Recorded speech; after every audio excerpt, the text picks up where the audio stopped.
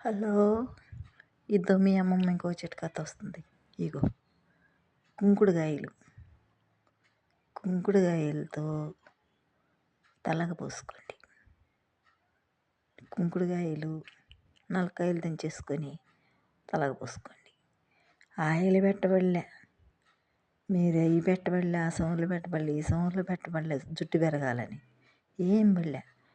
కుంకుడుగాయలు 2 దాసానాకులు ఈ షాంపులన్నీ పోసి జుట్టు ఊడిపోయి జుట్టు చిట్లు పోయే కాడికన్నా 4 దాసానాకులు 4 మెంతులు వేసుకొని దంచుకోండి. ఆమె తలకు పోసుకోండి. చాలా ఫ్రెష్గా ఉంటుంది జుట్టు.